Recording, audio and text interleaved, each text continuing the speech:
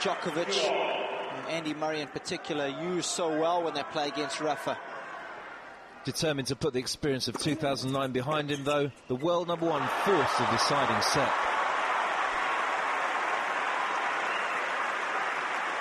He's made Roddick pay more often than not from that side. That one was inch perfect.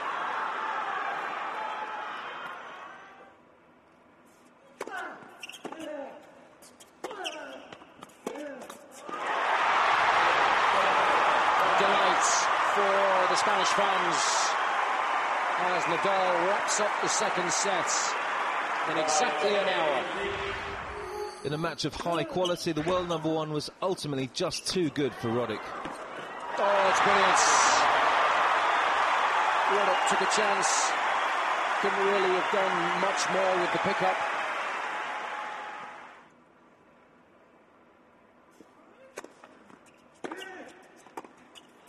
Oh, it's a magnificent finish to a highly entertaining match.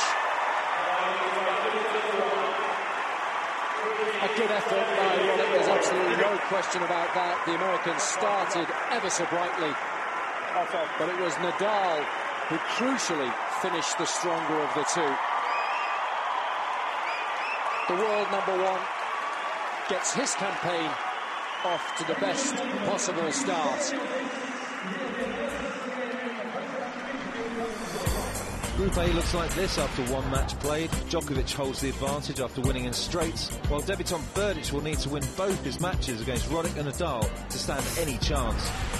In Group B, it's advantage Federer, holding the narrowest of leads over British number one Andy Murray, who he will face next.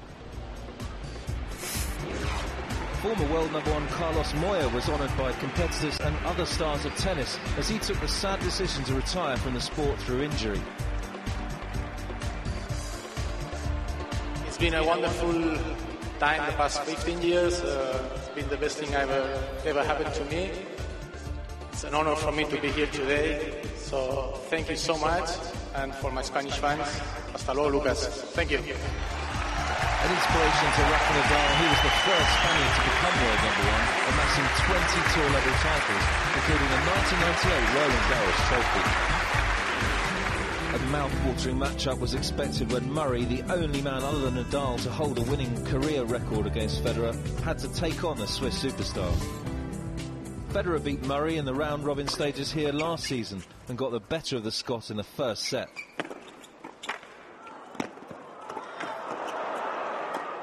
Oh, what athleticism. Beautiful stuff. This is what's so enjoyable about watching these two play. How do you ever see rallies like this with both guys at the net? And it felt a little like the Australian Open final revisited, as Murray never really got a hold on the match. Oh,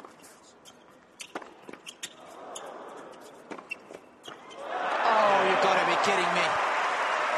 What a shot. And Federer gets the break. How much court he's got to cover here, Federer.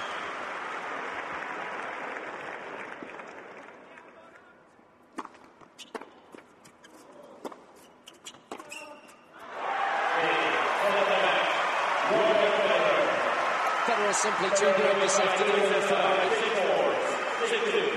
a poor performance from the British number one. Federer got on top early and never relinquished that lead.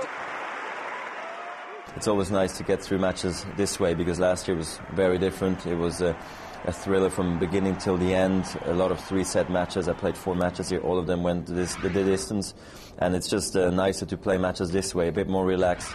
And hopefully it's going to, do me good, hopefully towards the end of the tournament. After losing their first matches here, Soderling and Ferrer had their 6th meeting of the year to try and give them something on which to build for the final group matches. In creating 6 breakpoint opportunities and facing none on his own serve, Soderling made a better account of himself than in his opening match. This time he makes it. Smiles all around. It was a tough set of tennis, nip and tuck all the way. The second set followed suit, with Ferrer's legendary resistance the only thing causing the Swede problems.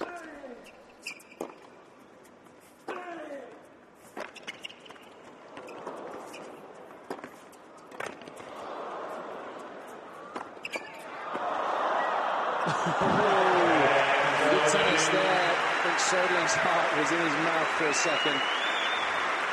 But he does get the break. And leads 4-2 here in the second.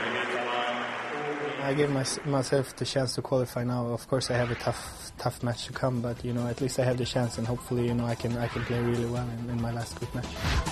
Two men in need of a win from Group A were Thomas Berdych and Andy Roddick. The pair last met when the American prevailed in straight sets in the Miami final. But it was the Czech player enjoying his best year on tour who put his first night nerves behind him to give himself a fighting chance of qualification.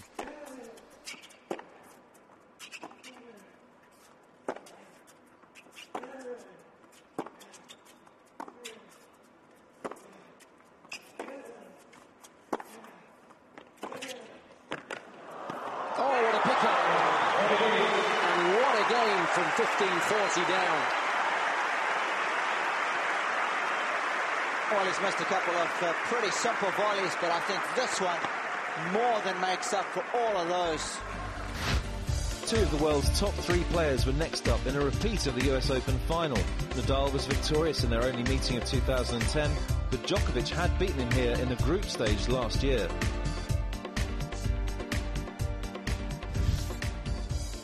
Djokovic had played well in his opening match, and he proved to be a tough test for the Spaniard. It's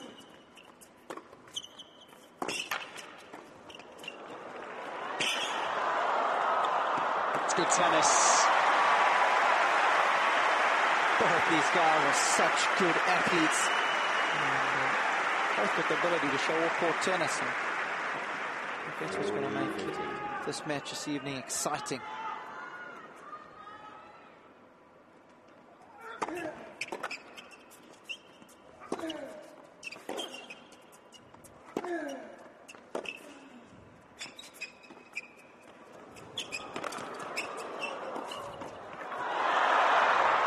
Terrific hands from Nadal. And the Spaniard is the first to strike.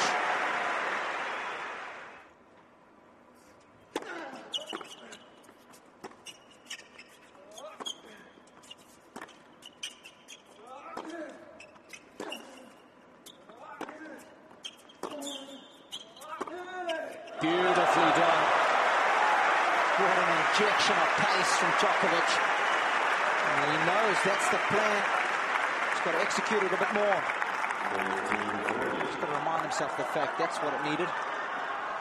Unfortunately for Djokovic, midway through the set, he began to have problems with his contact lenses, and his game deteriorated enormously. A disastrous end to the set for Djokovic.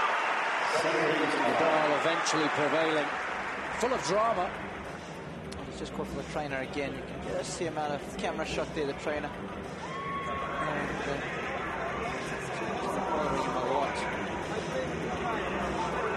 It was a problem that he was never able to fully shake off for the rest of the match. A painful anticlimax for all involved.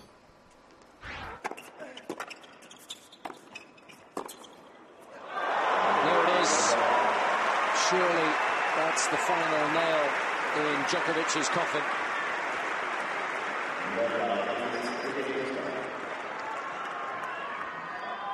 Here he is.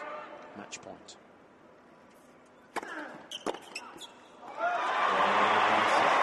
Nadal does indeed improve his records in Group A to 2 wins and no losses. Disappointment for Djokovic. The first set promised an awful lot.